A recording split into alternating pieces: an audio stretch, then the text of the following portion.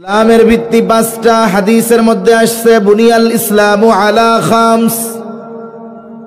ইসলামের ভিত্তি হলো পাঁচটা, আর হাদিসের মধ্যে আসছে ঈমানের ভিত্তি হলো ছয়টা।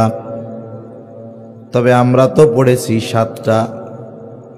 এই জায়গায় 2 in 1 একের মধ্যে আছে দুইটা। বলে কোন কোনটা? ওয়াল কদরি খাইরিহি এর আগে আছে ওয়াল ইয়াউমিল আখিরি, আর এর পরে আছে 7 নম্বরে ওয়াল বাসি বাদাল মাউত। এই ওয়াল ইয়াউমিল আখিরি আর ওয়াল বাসি বাদাল মাউত এটা হলো একের মধ্যে দুই। এই দুইটা মিলে একটা, আর বাকি পাঁচটা। বলে এই হিসাবে ঈমানের ভিত্তি হলো ছয়টা। কয়টা? ছয়টা। তাহলে আমরা কি বলি? বলি আমানতু বিল্লাহ, ঈমান আনলাম আল্লাহর উপর, ওয়া মালাইকাতিহি ফেরেশতাগণের উপর, ওয়া কুতুবিহি কিতাব সমূহের উপর, ওয়া রুসুলিহি রাসূলগণের উপর, ওয়াল ইয়াউমিল আখিরি পরকালের উপর, ওয়াল কদরি খাইরিহি ওয়া শাররিহি মিনাল্লাহি তাআলা। ঈমান আনি যে তাকদীরের ভালো মন্দ সব যার তরফ থেকে হয় তিনি কে? এর মধ্যে একটা হলো ওয়াল ইয়াউমিল আখিরি, আমরা পরকালের উপরে ঈমান আনলাম। আমাদের মৃত্যু থেকে নিয়ে, প্রত্যেকটা ব্যক্তির মৃত্যু থেকে নিয়ে তার পরকাল শুরু। আবার এই পৃথিবীর থেকে আল্লাহ তাআলা এক সময় মানব জাতিকে উঠায় নেবেন। মানব বসতির ইতি ঘটবে, বলে ওটাকে বলা হয় কিয়ামত। শুরু হয়ে যাবে সিংহায় ফুৎকারের মাধ্যমে। তবে হাদিসের মধ্যে আসছে যে তোমরা বলো কিয়ামত কিয়ামত কিয়ামত, কখন হবে? বলে একটা মানুষের মৃত্যুর সাথে সাথেই তো তার কিয়ামত শুরু হয়ে যায়। এটা হলো ছোট কিয়ামত। আর ইসরাফিল আলাইহিস সালাতু ওয়াস সালামের সিংহায় ফুৎকারের মাধ্যমে শুরু হবে বড় কিয়ামত। ইসরাফিল আলাইহিস সালাম সিংহা ফুৎকার নিয়ে, সিংহা হাতে নিয়ে প্রস্তুত। আল্লাহ তাআলা নির্দেশ দিলেই তিনি ফুৎকার দিবেন, আকাশ জমিন সব তছনছ হয়ে যাবে। আল্লাহ তাআলা কোরআনুল কারীমের মধ্যে বলেন ওয়ানুফিখা ফিস সূরি ফাসাইকা মান ফিস সামাওয়াতি ওয়া মান ফিল আরদি ইল্লা মান শাআল্লাহ। আল্লাহ রাব্বুল আলামিন বলেন প্রথমবার সিংহায় ফুৎকার। এখানে উদ্দেশ্য, যখন প্রথমবার সিংহায় ফুৎকার দেওয়া হবে, ফাসাইকা মান ফিস সামাওয়াতি ওয়া মান ফিল আরদ, আসমান আর জমিনের মাঝে যত প্রাণী আছে, যত প্রাণ আছে, প্রথমে এই সিংহায় ফুৎকারের আওয়াজে সব অজ্ঞান হয়ে যাবে। আল্লাহ তাআলা যা চান, যেগুলো চান সেগুলো ছাড়া। মুফাসসিরিনে কেরাম বলেন প্রথমে সিংহায় ফুৎকারে মানুষেরা সব অজ্ঞান হয়ে যাবে। ওই অজ্ঞান অবস্থায় সবার মৃত্যু ঘটবে।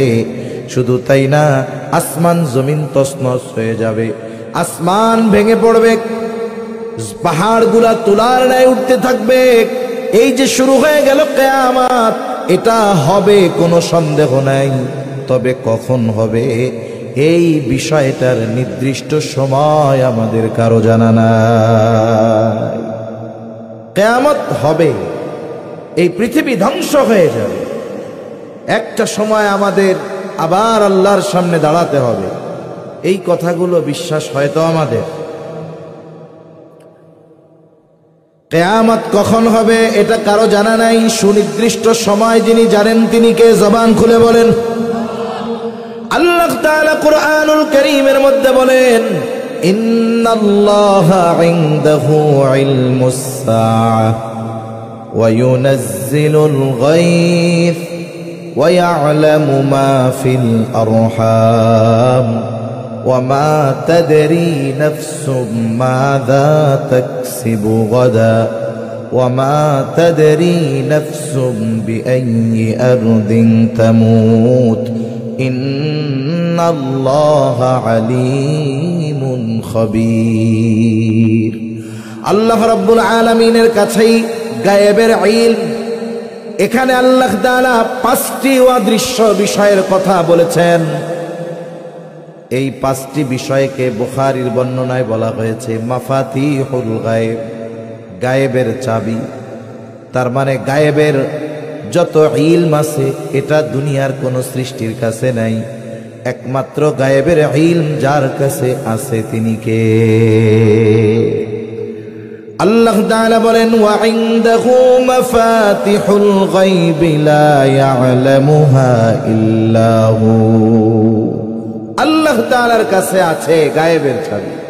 আমাদের দেশে কিছু মানুষ আছে, এরা রাসূলুল্লাহ সাল্লাল্লাহু আলাইহি ওয়াসাল্লামের উপরে মাত্রাতিরিক্ত ভক্তি দেখাতে গিয়ে আল্লাহ তাআলার যেই সিফাত, যেই গুণাবলী, এগুলো রাসূলের ব্যাপারে সাব্যস্ত করতে চায়। এরাও বলতে চায় যে রাসূলুল্লাহ সাল্লাল্লাহু আলাইহি ওয়াসাল্লাম আলিমুল গায়ব। নাউজুবিল্লাহ বলেন। নবীর কাছে গায়েবের খবর আছে কতটুক? যতটুকু আল্লাহ তাআলা জানিয়েছেন ততটুকু। ওইদিকে গেলে লম্বা কথা হয়ে যাবে, মূল কথার থেকে অন্যদিকে চলে যাওয়া লাগবে। যে কথাগুলো বলতে চাই সেদিকেই যাই। তাহলে কিয়ামত হবে এটা সন্দেহ নাই, তবে কখন হবে এই ইলম কার কাছে? জোরে বলেন। ইন্নাল্লাহা ইনদাহু ইলমুস সাআহ। এই যে কিয়ামত কখন হবে এর ইলম আল্লাহ তাআলার কাছে আছে, নবীজির কাছেও নাই। হাদিসের মধ্যে, হাদিসের কিতাবে লম্বা একটা হাদিস আছে, প্রসিদ্ধ একটি হাদিস, যেই হাদিসের নাম হলো হাদিসে জিবরিল। কেন হাদিসে জিবরিল নাম? বলে জিবরাইল আলাইহিস সালাম মানুষের আকৃতিতে নবীজির কাছে আসছেন কেন? বলে সাহাবায়ে কেরামকে দ্বীনের মৌলিক বিষয়গুলো শিক্ষা দেওয়ার জন্য। দ্বীনের মৌলিক বিষয়গুলা বেশ কিছু গুরুত্বপূর্ণ প্রশ্ন করছে। মাল ঈমান, ঈমান কি? মাল ইহসান, ইহসান কি? এইভাবে আল্লাহর নবীকে প্রশ্ন করেছে। প্রশ্নগুলোর মধ্যে একটি প্রশ্ন হলো আখবিরনি আনিস সাআহ। নবীজিকে জিবরাইল আলাইহিস সালাম জিজ্ঞাসা করে, আপনি আমাকে কিয়ামতের ব্যাপারে খবর দেন, কখন কিয়ামত হবে? নবীজি জবাবে বললেন মাল মাসউলু আনহা বিআলামা মিনাস সাইল। এই বিষয়টা প্রশ্নকারীর চাইতে আমি ভালো জানি না। তার মানে কিয়ামত কখন হবে এটা আপনিও যেমন জানেন না, আমিও তেমন জানি না। তবে কখন হবে এটার তো সুনির্দিষ্ট সময়ে জানা যায় না, তবে এর কিছু আলামত আছে। এই জায়গায় নবীজিকে জিজ্ঞাসা করা হলো, তাইলে কিছু আলামত, নিদর্শন বলেন। নবীজি 1 নম্বরে এই হাদিসের মধ্যে বলছেন আনতালিদাল আমাতু রাব্বাতাহা ওয়া আনতারাল হুফাতাল উরাতাল আল ওয়া আনতারাল হুফাতাল উরাতাল। নবীজি বলতেছেন প্রথমে যে রাসূলুল্লাহ সাল্লাল্লাহু আলাইহি ওয়াসাল্লাম বলতেছে যে দাসী তার মনিবকে জন্ম দিবে। কয় দাসী তার মনিবরে কেমনে জন্ম দেয়? বলে মা সন্তানকে পেটে ধারণ করবে, ওই সন্তানকে ভূমিষ্ঠ করবে। একটা সময় সন্তান বড় হবে, যতগুলো কারণ হতে পারে এর একটা। বলে ওই সন্তান বড় হবে, বিবাহ শাদী করবে, টাকা পয়সার মালিক হবে। একটা সময় যেই মা তাকে গর্ভে ধারণ করেছে, যেই মা তাকে দুধ পান করিয়েছে, বলে ওই মায়ের সাথে দাসী চাকরানির মতো সে আচরণ করবে। অনেক জায়গায় এমনটা আছে না? এমনটা অনেক জায়গায় আছে যে মা সন্তানের জন্য জীবনের সর্বস্ব ত্যাগ করে দিছে, কিন্তু একটা সময় যখন ওই সন্তান অনেক টাকা পয়সার মালিক হয়ে গেছে, এইবার ওই সন্তান ওই মাকে কাজ না করলে খাবার দেয় না, আছে না নাই? ঘর থেকে বের করে দেয়। এই যে দাসীর মতো আচরণ করবে মায়ের সাথে, এটা আমাদের সভ্য সমাজে, তথাকথিত সভ্য সমাজে মায়ের সাথে এই ধরনের আচরণের অভাব নেই।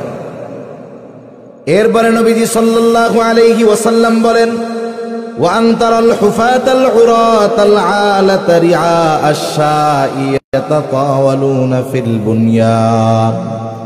নবীজি সাল্লাল্লাহু আলাইহি ওয়াসাল্লাম বলেন, তুমি দেখতে পাবা নগ্ন পদ বিশিষ্ট রাখালগুলো উঁচু উঁচু অট্টালিকা প্রাসাদ নির্মাণের প্রতিযোগিতা দিবে। আমি আমাদের অঞ্চলে অনেক দেখেছি, কাজ কাম কিচ্ছু নাই, কোনো কাজ কাম করে না, কিন্তু নেতার পিছনে ঘুরে। কয়দিন পরে 5 তলা বাড়ির মালিক আছে না নাই? এর অথেন্টিক কোনো ইনকামের অথেন্টিক কোনো সোর্স নাই, কোনো ব্যবসা নাই, কিচ্ছু নাই। এত টাকা পয়সা পাইল কই? কয়দিন পরেই সে মিস্টার হয়ে যায়, সাহেব হয়ে যায়, এলাকায় এসে সমাজ সেবক জনদরদি সেজে যায়, আছে না নাই? এটা যদিও অনেকে মনে করে উন্নতি অগ্রগতির লক্ষণ, না না, এটা বরং কিয়ামতের অন্যতম আলামত। তা মূল কথা হলো, নবীজি সাল্লাল্লাহু আলাইহি ওয়াসাল্লামকে জিবরাইল আলাইহিস সালাম জিজ্ঞাসা করছে কিয়ামত কখন? নবীজি বলছেন এটা প্রশ্নকারীর চাইতে আমি ভালো জানি। আবার আমি আপনাদের খেদমতে একটা হাদিস পাঠ করেছি, সহিহ বুখারীর হাদিস। নবীজি সাল্লাল্লাহু আলাইহি ওয়াসাল্লাম জানায়া দিয়েছেন, কিছু বিষয় সংগঠিত হওয়ার আগ পর্যন্ত কিয়ামত সংগঠিত হবে না। কিয়ামত হওয়ার আগে অনেক নিদর্শন আসবে, আলামত আসবে। এই হাদিসের মধ্যে কিয়ামতের আগে সংগঠিত 6টি গুরুত্বপূর্ণ বিষয়ের কথা নবীজি বলেছে। কয়টা? জোরে বলেন, কয়টা? সজাগ আছেন না ঘুম আসতেছে? ঘুম আসে কার কার? একটু হাত উঁচা করেন। এই সত্য কথা কইছে, এলে খাটি আল্লাহর বান্দা। এক জায়গায় গেছি মাহফিলে, এখন আমি তো কালেকশন পারি না। আমার কিছু হুজুর শেষে একটু কালেকশন করেন। আমি যেমনে চাই, ওতে রসগোল্লা যদি নরম হয় ওইটাও গলবে না, আর মানুষের মন ওইটা পাথরের চাইতে কঠিন। এখন আমি, কেউ তো দেয় না। আমি গেছি, ভাই আমি যদি কারো বাসায় আজকে থাকি রাত্রেবেলায়, যদি বলি যে আপনার বাসার থেকে কালকে দুপুরে বাইর হব, তাইলে কি আমারে সকালে আর দুপুরে খাওয়াইবেন? হ্যাঁ বলে, হুজুর খাওয়াবো। সবাই তো আর খায় নাই। তা কে কে খাওয়াবেন? আতুসা করেন তো। সবাই আতুসা করছে, 2-1 আতুসা করে নাই। তা আমি এভাবে জিজ্ঞাসা করলাম, কে কে খাওয়াবেন না আতুসা করেন? এবার ওই কয়জন সত্য সত্য আতুসা করছে। মানুষজন তাকাই রয়েছে লজ্জা। আমি কয়, মিয়া আপনারা মিথ্যা কথা বলতে পারেন, কথার কথা, কিন্তু ওই কয়জন লোক সত্য কথা বলছে। এখন আপনি আমারে খাওয়াইতেন, সকালে যাই খাওয়াইতেন, দুপুরে যাই খাওয়াইতেন, 1000 টাকার উপরে খরচ হইতো, লাগবে না। যদি সত্যবাদী হয়ে থাকেন 500 করে টাকা মাদ্রাসায় দেন, একজনও দেয় নাই। তার মানে কি বুঝলেন? অনেকের ঘুমাইতেছে, আতুসা করে নাই, কিন্তু উনি সত্যবাদী যে, এই জন্য আতুসা করছে। মিছা কথা কয়া লাগবে, এটাই ঠিক। একটা তাকবীর দেন, নারায়ে তাকবীর। আরো জোরে দেন, নারায়ে তাকবীর। মাশাআল্লাহ। বেশি রাত করা যাবে না, কারণ রাত বেশি হইলে, শীতের সময় তো রাতটা লম্বা থাকে। ফজরের নামাজ পড়ি গিয়া 6:30টার পরে, ঠিক না? আর এখন ফজর পড়তে হয় কয়টায়? 5টায় পড়া লাগে। তাইলে চিন্তা করেন, 5টার আগেও জামাত হয়, এরপরে সময় কম থাকে, বেশি সময় থাকে না। 4:50 নামাজ পড়া হয়। তার মানে দেখেন, প্রায় 1.25 ঘন্টা আগে নামাজ পড়া লাগতেছে। আবার গরমের সময় শরীর ঘামে, মানুষের ক্লান্তি বেশি হয়। শীতের সময় অল্প ঘুমে ক্লান্তি দূর হয়ে যায়। এই জন্য রাত যদি বেশি হয়, বেনামাজির টেনশন নাই, কিন্তু নামাজি রাত বেশি হইলে তার পেরেশানি শুরু হয়ে যায়, ঠিক কিনা বলেন? আবার আপনারা তো ওই শহরের মানুষ, বা ওই সিলেট, চট্টগ্রাম, অন্যান্য অঞ্চলে যারা আছে, কামকাজ নাই। এক পরিবারে একজন বিদেশে থাকে, বাকি 10 জন বয়া বয়া গায়। কিন্তু আপনাদের তো পরিশ্রম করা লাগে, পরিশ্রমী মানুষ। সকালে উঠবেন, নামাজ পড়বেন, এরপরে আবার কর্মব্যস্ততা। এজন্য উত্তরবঙ্গে হিসাব অনুযায়ী ওয়াজ 12টা না 11:30টার আগে শেষ হওয়া দরকার। কিন্তু মাশাআল্লাহ, ইন্দ্রা 11:30টার আগে শুরুই করতে চায় না, প্রধান বক্তারে দিতে চায় না। তা যাই হোক, 6টা বিষয় সংক্ষিপ্ত পরিসরে জানবো, বুঝবো। আমাদের যদি কিছু করণীয় থাকে সেগুলো করব ইনশাআল্লাহ। 1 নাম্বার, নবীজি সাল্লাল্লাহু আলাইহি ওয়াসাল্লাম বলেন, আবু হুরায়রা রাদিয়াল্লাহু তাআলা আনহু থেকে বর্ণিত হাদিস, قال رسول الله صلى الله عليه وسلم لا تقوم الساعة حتى يقبض العلم নবীজি সাল্লাল্লাহু আলাইহি ওয়াসাল্লাম বলেন কিয়ামত ততক্ষণ পর্যন্ত সংগঠিত হবে না। কতক্ষণ পর্যন্ত? বলে যতক্ষণ না ইলম উঠিয়ে নিয়ে না যাওয়া হবে। ইলম উঠায় নেওয়া না পর্যন্ত কিয়ামত হবে না। এখন কথা হলো ইলম কিভাবে আল্লাহ উঠায় নিবে? আমাদের ইলম সংরক্ষিত আছে কোরআনের মাঝে, তাফসীরের মাঝে, হাদিসের মাঝে। এরকম হবে নাকি হঠাৎ করে রাতে একদিন ঘুমায় আছি, সকালবেলায় ঘুম থেকে উঠে দেখলাম মাদ্রাসা, মসজিদ, বাড়িঘর এক জায়গাও একটা কোরআন নাই, সব আসমানে উঠে গেছে? বলে না, এমন না। এমন নাকি যে রাতের বেলায় ঘুমাইছিলাম, সকালবেলা উঠে কোরআন খুলে দেখলাম কোরআনের পাতার মধ্যে কোনো লেখা নাই, সব সাদা হয়ে গেছে? বলে না, এরকমও না। তাইলে ইলম আল্লাহ কেমনে উঠায় নিবেন?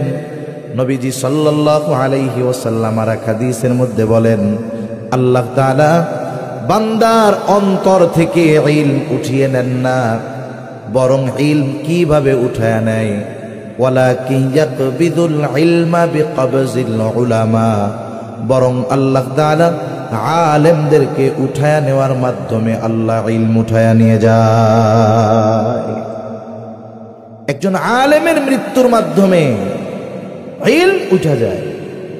কারণ অতীতে যেই আলেমরা দুনিয়া থেকে চলে গেছে তাদের শূন্য স্থান পূরণ হচ্ছে না, হওয়া কঠিন।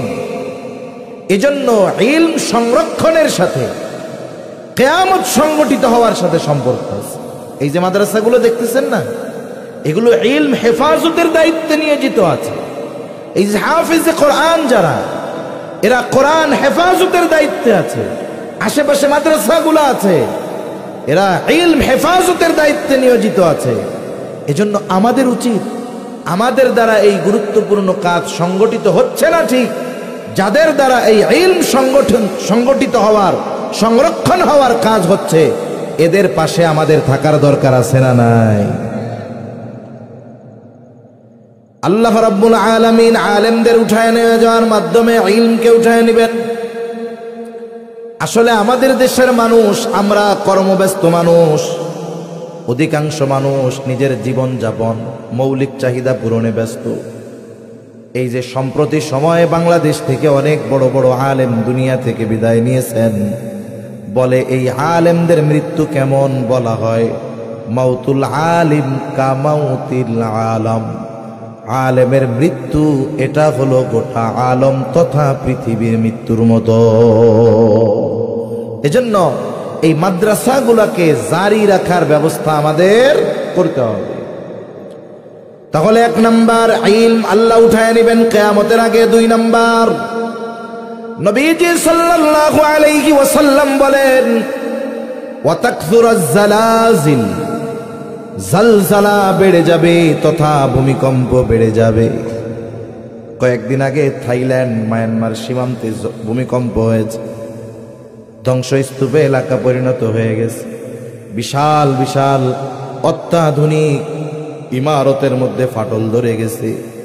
এর কয়েক বছর আগে তুরস্কে ভূমিকম্প হয়েছে, হাজার হাজার মানুষ মারা গেছে। ভূতাত্ত্বিকরা বলতেছে সামনের সময় ভূমিকম্প আরো বাড়বে।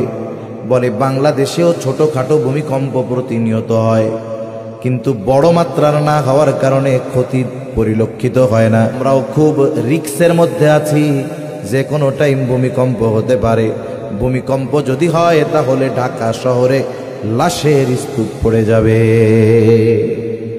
এটা হলো যারা ভূতাত্ত্বিক জমিন নিয়ে গবেষণা করে তাদের কথা। কিন্তু ইমানদার প্রত্যেকটা সমস্যা এবং সমাধান এটা কোরআন সুন্নাহ থেকে খুঁজে। এটা তো লজিক বোঝা গেল, কিন্তু কোরআন সুন্নাহ এ ব্যাপারে কি বলে এটার দিকে আমাদের নজর দেওয়া দরকার। ভূমিকম্প কখন বেড়ে যায়? বলে যখন জমিনের উপরে পাপাচার অনাচার বেড়ে যায়। যখন জমিনে পাপ বাড়ে তখন ভূমিকম্প বেড়ে যায়।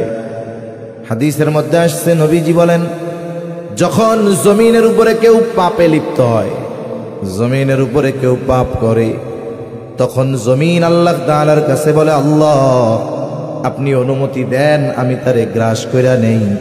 কিন্তু আল্লাহ তাআলা অনুমতি দেন না। তবে মাঝে মধ্যে আমাদের অপরাধের কারণে, পাপের কারণে মাঝে মধ্যে কিছু শাস্তি আমাদের আস্বাদন করায়।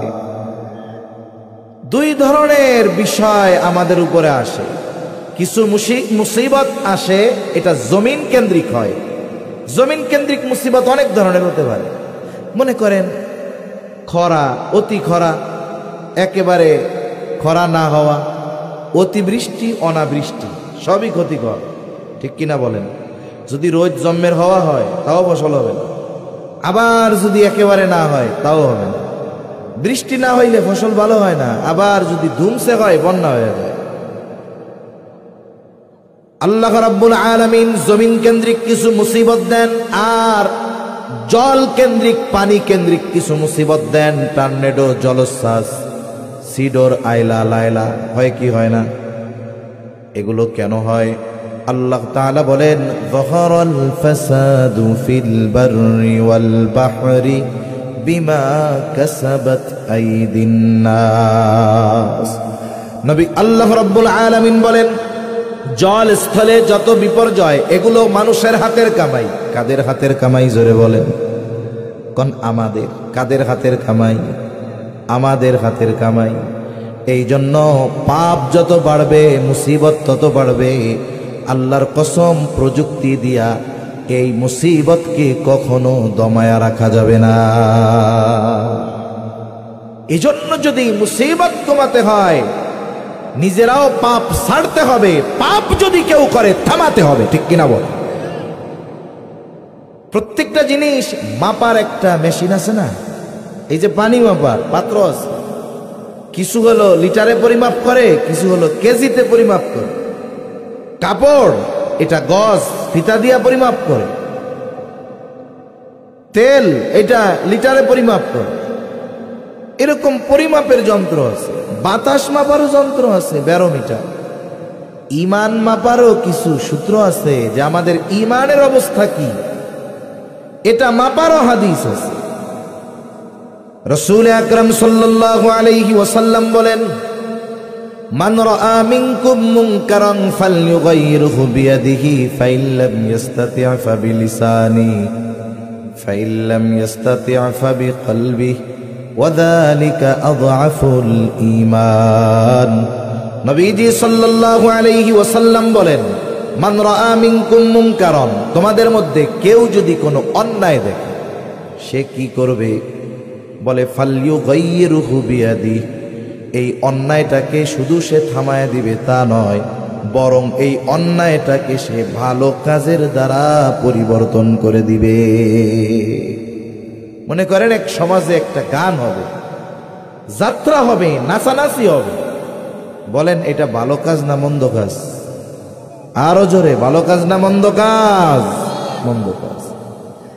সাধারণ ছোটখাটো ক্ষমতার মানুষ এগুলারে থামাইতে পারবে না, কিন্তু এই সমাজের প্রধান যিনি, এই এলাকার প্রধান যিনি, ওই অন্যায় থামানোর ক্ষমতা ওনার আছে না নাই? এখন দায়িত্ব হলো ওনার উপরে। এই অন্যায় উনি শুধু থামাবেন তা নয়, এই অন্যায় যেন পুনরায় আবার গজিয়ে না উঠতে পারে, এজন্য ওর শিকড় থেকে উপড়ে ফেলতে হবে, ঠিক কিনা বলেন? এখানে আল্লাহর নবী শুধু অন্যায়কে থামায়া দেওয়ার কথা বলেন নাই, বরং এই অন্যায়কে পরিবর্তন করতে হবে, ওর রাস্তা ঘুরায় দিতে হবে ভালো কাজের মাধ্যমে। এজন্য নবীজি সাল্লাল্লাহু আলাইহি ওয়াসাল্লাম যখন একটা বিষয় হারাম হয়েছে ইসলামী শরীয়তে, এটা নবীজির মাধ্যমে হোক আর কোরআনুল কারীমের মাধ্যমে হোক, ওই মূল বস্তুটা হারাম করার সাথে সাথে ওই বস্তু সম্পৃক্ত যত বিষয় আছে সবগুলাকে ইসলাম নিষিদ্ধ করে দিয়েছে। এজন্য অন্যায় যার প্রতিহত করে ওই অন্যায়কে ভালো কাজের দ্বারা বদল করার ক্ষমতা আছে, সে ওটাকে পরিবর্তন করে ফেলবে। এখন এই ক্ষমতা যার নাই, সে কি করবে? বলে সে জবানের দ্বারা সেটার বিরোধিতা করবে। এখন জবান দ্বারা এই অন্যায়ের বিরোধিতা করার ক্ষমতা নাই। ফাইল্লাম ইয়াস্তাতি' ফাবিলিসানিহি ওয়াযালিকা আযআফুল ঈমান, বলে জবান দিয়ে প্রতিহত করার ক্ষমতা তার নাই, এইবার সে অন্তরে এটার বিরোধিতা করবে। ফাইল্লাম ইয়াস্তাতি' ফাবিকলবি, অন্তর দিয়ে এটার বিরোধিতা করবে, আর এটা হলো দুর্বল ঈমানের পরিচয়। তাহলে কোনো অন্যায় সংগঠিত হলে ক্ষমতা থাকলে ওটার শিকড় উপড়ে ফেলতে হবে, ওইটা যদি অসম্ভব হয় জবান দিয়ে বাধা দিতে হবে, এটাও যদি অসম্ভব হয় কমপক্ষে অন্তর দিয়ে ওই অন্যায়ের বিরোধিতা করতে হবে। এটা হলো দুর্বল ঈমানের পরিচয়। এখন অন্যায় দেখে যদি আমার অন্তরে রক্তক্ষরণ না হয়, আমার অন্তরের মধ্যে যদি এই চিন্তা না হয় আরে এটা তো মন্দ কাজ, তাহলে মনে রাখবেন যার হবে না তার ঈমানের সমস্যা আছে, ঠিক কিনা বলেন? তাহলে বলতেছিলাম কিয়ামতের আগে ভূমিকম্প বেড়ে যাবে। নবীজি সাল্লাল্লাহু আলাইহি ওয়াসাল্লাম জানায় দেন ভূমিকম্পের অন্যতম কারণ হলো পাপাচার, অনাচার, জিনা, ব্যভিচার বেড়ে যাওয়া। কিন্তু আফসোস, জিনা, ব্যভিচার, অন্যায়, পাপাচার কমাবেন কোথায়? এখন তো এই 92% মুসলমানের দেশে আইন করে পাপাচারকে বৈধতা দেওয়ার অপচেষ্টা চলতেছে। আইন করে পাপাচারের পথ সহজ করে দেওয়ার অপচেষ্টা চলতেছে। আজকেও ঢাকার সোহরাওয়ার্দী উদ্যানে হেফাজতে ইসলাম বাংলাদেশের উদ্যোগে ঐতিহাসিক এক মহাসমাবেশ হয়েছে। যে উদ্দেশ্যগুলো নিয়ে হয়েছে এর মধ্যে একটা হলো নারী সংস্কার কমিশন। নারী আইনের কিছু পরিবর্তন তারা আনতে চায়। এই সংস্কার কমিশন প্রধান উপদেষ্টার কাছে প্রতিবেদন জমা দিয়েছে। সাধারণ মানুষ এদের ষড়যন্ত্র চক্রান্ত বুঝতে পারবে না।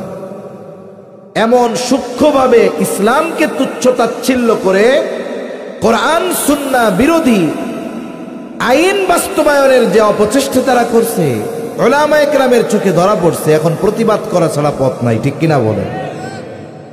কারণ আমরা মানুষকে আল্লাহর জন্য ভালোবাসি, ওই মানুষকেই আবার আল্লাহর জন্য দুশমন বানাতে প্রকৃত ঈমানদার কখনো পিছপা হয় না, ঠিক কিনা বলেন? ইসলাম এ শিক্ষা দিয়েছে। ইসলাম যেমন একজন কাফের যখন তরবারির নিচে ঈমান আনার ঘোষণা দিছে, তরবারি ফেলে সাহাবায়ে কেরাম তারে বুকে জড়ায় নিছে।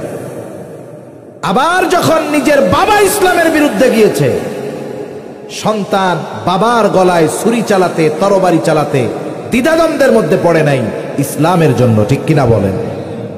এজন্য মনে রাখতে হবে, আমরা যাদেরকে ভালোবাসি আল্লাহর জন্য, তারা যদি এমন কিছু করে যাতে আল্লাহ বেজার হবে, তাহলে তাদের সাথে আমরা দুশমনি করতে আল্লাহর জন্য এক পাও পিছু হটব না ইনশাআল্লাহ। এখানে অনেকগুলো ধারা আছে যেগুলো লম্বা বলার মতো সময় নেই। তারা ইসলামকে এমন ভাবে কটাক্ষ করছে, তারা বলতেছে রাষ্ট্র হলো ইহজগতিক একটি বস্তু, রাষ্ট্র, আর ধর্ম হলো পরলৌকিক একটি বস্তু। সুতরাং ইহলৌকিক বস্তুকে পরলৌকিক বস্তু দিয়ে পরিচালনা করা যাবে না। তার মানে দুনিয়ার জগতে ইসলাম বলতে কোনো কিছু তারা রাখতে চাচ্ছে না, ঠিক কিনা বলে? ইসলামবিহীন এই পৃথিবী তো আল্লাহ তাআলা রাখবে না। আমাকে আপনাকে কবরে প্রশ্ন করবে, 3 প্রশ্ন। এর মধ্যে একটা হলো আমা দিন, তোমার দিন কি? আমাদের দিন কি জোরে বলেন তো? এটা তো সবাই জানে। আমাদের হিন্দু ভাইদের জিজ্ঞাসা করেন, তারাও জানে। বৌদ্ধ ভাইদের জিজ্ঞাসা করেন, তারাও জানে। এখন দুনিয়ার পরীক্ষার হলের নিয়ম কি? বলে উত্তর মুখস্থ থাকলেই তো পরীক্ষার হলে গিয়ে লিখে দেওয়া যায়। কিন্তু কবরের প্রশ্নের ক্ষেত্রে তো বিষয়টা এমন নয় যে মুখস্থ করলে, নকল নিয়ে গেলে এই প্রশ্নের জবাব দেওয়া যাবে, এমনটা কোনো সুযোগ নাই। বরং দুনিয়ার পরীক্ষার হলে পরীক্ষার প্রশ্নের জবাব দেওয়া যায় লেখাপড়া করলে, মুখস্থ করলে। লেখাপড়ার সাথে দুনিয়ার প্রশ্নের জবাবের সম্পৃক্ততা আর কবরের প্রশ্নের জবাবের সম্পৃক্ততা হলো আমলের সাথে। এখন আমি যদি ইসলাম অনুযায়ী আমার ইহকালীন জগতে নিজেকে পরিচালিত না করি, বলেন তো কবরে গিয়ে জবাব দেওয়ার সুযোগ আছে আমার দ্বীন ইসলাম? তাহলে চিন্তা করেন, ইসলামকে জাগতিক জগতের জন্য অকার্যকর করে ওরা সাব্যস্ত করতেছে। ওদের জিহ্বা টেনে ছেড়ে দেওয়া দরকার, ঠিক কিনা বলেন? ইসলাম যদি থাকতো তাহলে এরা উপযুক্ত শাস্তি পেয়ে যায়। এভাবে অনেকগুলো বিষয় আছে। একটা হলো বৈবাহিক ধর্ষণ। আচ্ছা, যখন একটা নারী একটা পুরুষের মধ্যে, একটা ছেলে একটার মধ্যে বিবাহ সংগঠিত হয়, উভয় পক্ষের সম্মতি দরকার হয় কি হয় না? মেয়ে যদি বলে আমি রাজি না, বাপ যদি জোর করে বিয়া দেয়, বিবাহ হবে? জীবনে হবে। তার মানে এই যে উভয় পক্ষের প্রস্তাবনা, ইজাব কবুলের মাধ্যমে তাদের মধ্যে এমন কিছু সম্পর্কের বৈধতা হয়ে যায় যেটা এর আগে ছিল না। তা কি বলতেছে? বলে স্বামী স্ত্রীর মধ্যেও যদি মেলামেশা হয়, এটা যদি স্ত্রীর অসম্মতিতে হয়, স্ত্রী যদি মামলা করে আমার স্বামী আমারে ধর্ষণ করছে, তাইলে ওই স্বামীকে ধর্ষণ মামলায় অ্যারেস্ট করে জেলখানার মধ্যে বেরো দেবে। চিন্তা করেন, এটা বড় হাস্যকর আর বড় আফসোসের বিষয়। এই বিষয়টার বৈধতা তো ওই দিন হয়ে গেছে যেই দিন একটা পুরুষ একটা নারীকে নির্দিষ্ট দেনমোহর প্রদানের মাধ্যমে তার জন্য হালাল করে নিয়েছে, ঠিক কিনা বলে? তার মানে বিবাহ বন্ধনকে তারা শেষ করে দিতে চায়। এভাবে কি হবে? পারিবারিক বন্ধন নষ্ট হয়ে যাবে, এভাবে পারিবারিক চেন নষ্ট হয়ে যাবে, পারিবারিক শান্তি বিনষ্ট হবে, সংসার ধ্বংস হয়ে যাবে। এমনিতেই তো এখন বিবাহ বিচ্ছেদ খুব বেশি, ওই সময় আরো বাড়বে। স্বামী স্ত্রীর একটু মনোমালিন্যতা হলেই স্ত্রী গিয়া মামলা ঢুকাইয়া দিবে। এখন মনে করেন উনি যে এই মামলায় আসলে দোষী না, এই নির্দোষ প্রমাণিত হইতে হইতেই তো ওনার জীবন শেষ, ঠিক কিনা বলে? এক গল্প কই আপনার।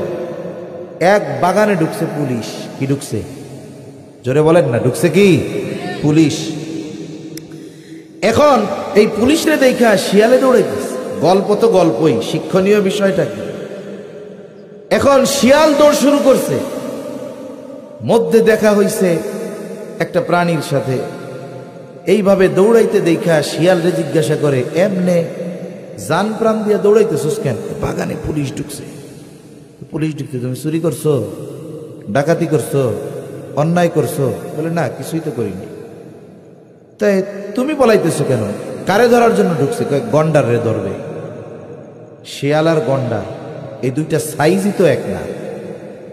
1000 শিয়ালের ওজনের সমান একটা গন্ডার হবে, তা ধরবে গন্ডার রে, তুই বলাস কেন? ভাই গন্ডার রে না পাইয়া যদি আমারে ধরে, আমি যে গন্ডার না আমি যে শিয়াল, এইটা প্রমাণ করতে করতেই তো হায়াত শেষ হয়ে যাবে, ঠিক কিনা বলে? যে ব্যবস্থা আমাদের দেশে বিচার ব্যবস্থা, আপনি যে নির্দোষ এটা প্রমাণ করতে করতেই কাঁচা চুল পেকে যাবে, টান টান চামড়া ঘুষায়া যাবে। এজন্য পারিবারিক বন্ধন নষ্ট হয়ে যাবে। আবার কি করতেছে? পতিতাবৃত্তিকে শ্রমের মর্যাদা দেওয়ার জন্য বলতেছে। একটা হলো জঘন্য হারাম কাজ, জমিনে যখন এটা সংগঠিত হয়, জমিন আল্লাহর কাছে বলে আল্লাহ নির্দেশ দেন, গ্রাস করে নেই। এমন এক অভিশপ্ত